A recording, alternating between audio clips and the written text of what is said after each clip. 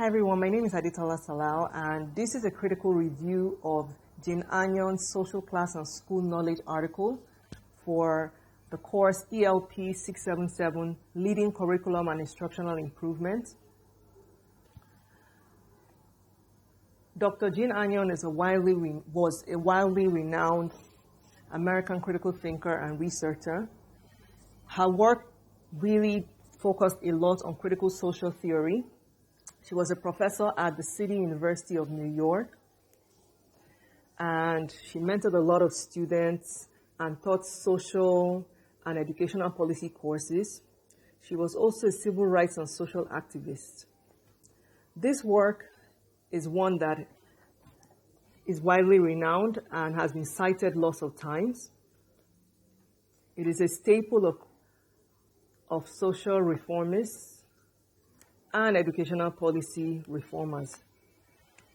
It was written to examine data on school knowledge, and 5 elementary schools were studied and data collected from them for this research. It was an exhaustive study where the data was collected from September 1978 to June 1979.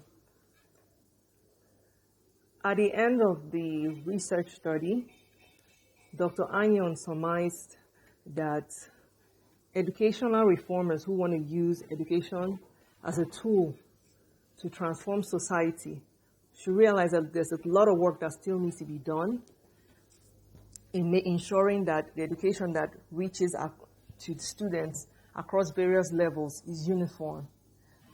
This is a notion that I actually agree with.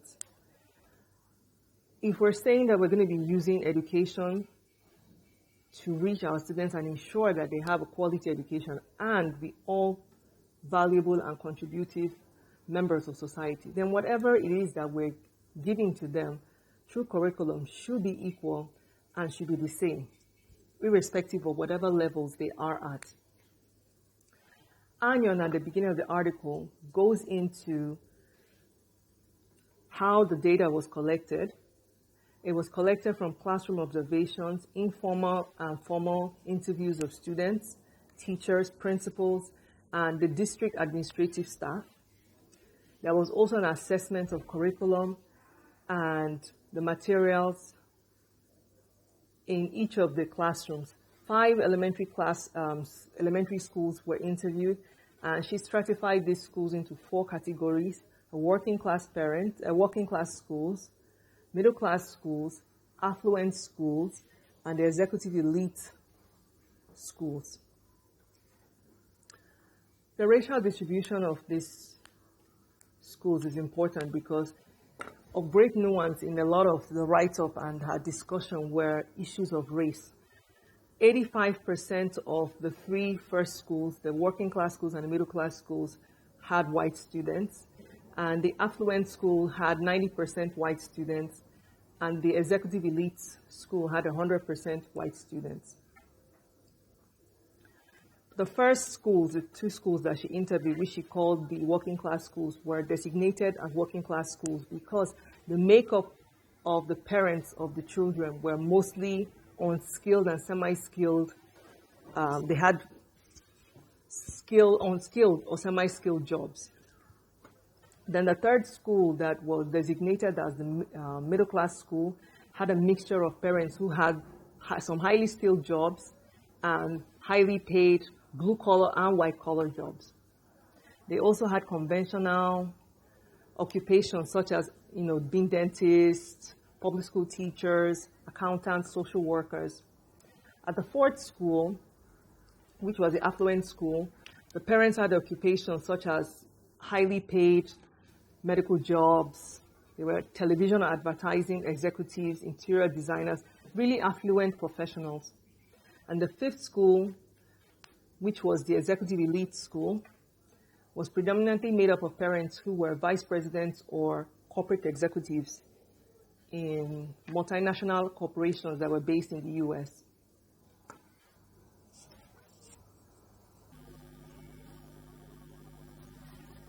Anyon spent a lot of time in this article talking about how complex the relationship between research and theory was. And she makes a case for not relying too much on one versus the other. She made a case about making sure that when one is working, particularly in reform, one is able to infuse elements of both into the work that one does. Her work seeks to bridge the theory and research divide by ensuring that when work is being done in the field, work from theory is infused and elements of it are brought into the work over and over and over. She emphasizes the use of critical social theory for educational research and using empirical research strategies. In her opinion, the liberating power of the data that she's gathering on the field comes to life when it's being interpreted through analytical and critical and empirical research, the use of analytical, critical, and empirical research strategies.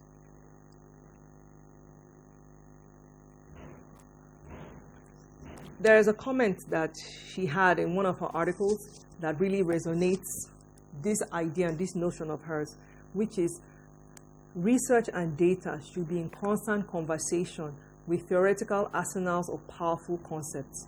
Data or theory alone are inadequate in their own to carry out the work of exploring and making a robust critical social theory.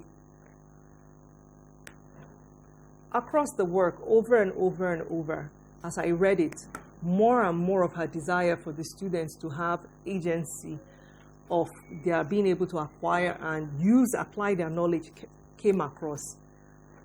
A word that she kept utilizing over and over and over in her interviews and across the work that she was doing was that of reproductive, and she uses this to distinguish between aspects of knowledge.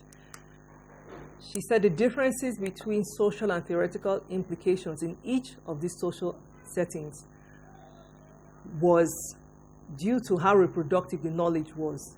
So she termed knowledge as either being reproductive or being non-reproductive. And in her view, reproductive knowledge was knowledge that referred to aspects of school knowledge that directly contributed to the legitimization and perpetuation of ideologies, practices, and privileges that are constitutive of present and economic and political structures. On the other hand, non-reproductive knowledge was one that facilitates fundamental transformation of ideologies and practices on the basis of objects, services, and ideas which were produced, owned, and publicly evaluated. Her findings were that when school knowledge was at a particular location, there was a direct correlation between what the students were being taught and the social economic class that they have. Over and over in her article, she clearly depicts how what the students were being taught and what was introduced to them in the curriculum was directly related to the socioeconomic class of the parents and the students themselves. Over and over, she showed how the higher in strata the student went, the more agency the student was given over the knowledge and the application of the knowledge that they had and the ownership that they had of that knowledge. She states that there are class conflicts in the struggle on how students are able to assimilate this knowledge and utilize this knowledge. And there also, she stated also that there were contradictions between the knowledge that the students had and their economic and personal values. This was clearly shown with the case of the students in the affluent school. On one hand, here they were children of affluent parents, yet the children were also rebelling against the ideas and the notions of the affluence that they had from their parents. In my view, even if it has almost been 4 decades since Dr. Anyon wrote this article, a lot really has not changed.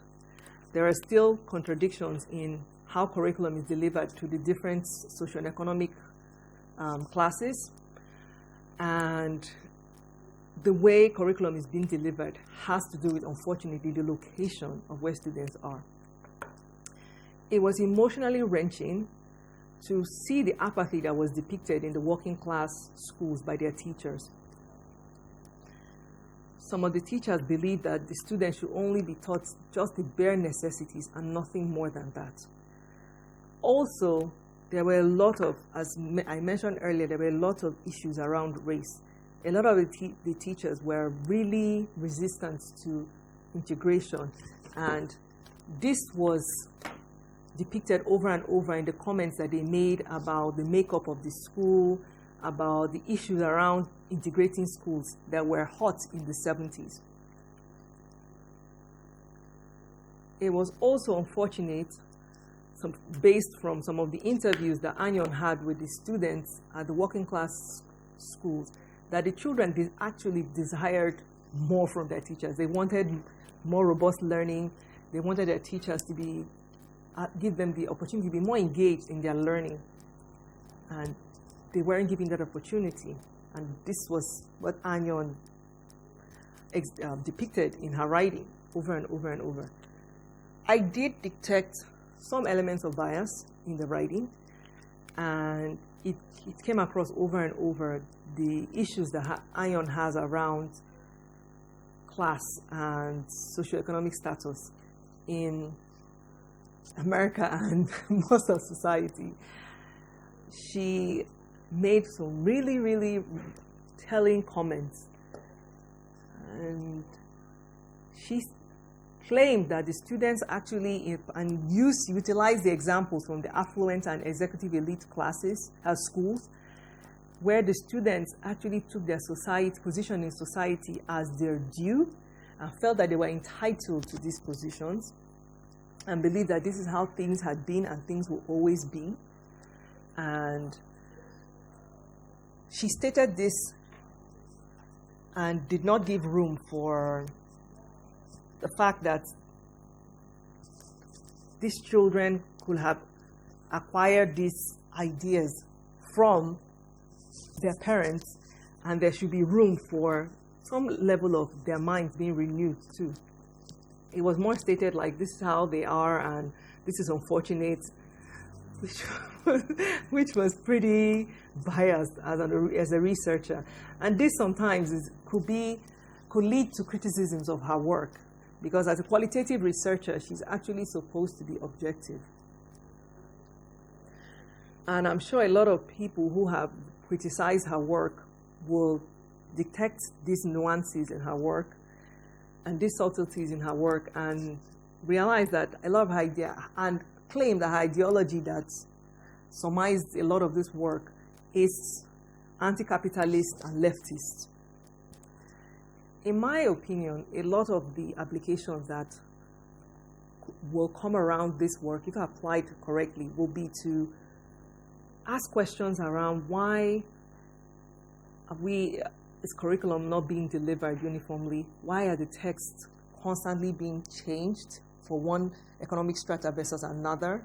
And why are the teachers not being trained to be sensitive to the children that they are working with and to realize that the objective of education is to create a level playing field? The discussion questions that I ended with this work with were 3. And one of them was, how do we eliminate class conflicts from having a direct impact on the distribution of curriculum? Why are there a lot of differences in the texts that are given to students in the different schools based on their location and socioeconomic status? Could there be an enforcement of schools utilizing the same textbook? And the last one was, how possible will it be to carry out programs to train the teachers on becoming more sensitive and ensuring that they apply and tie students' knowledge and application? Thank you.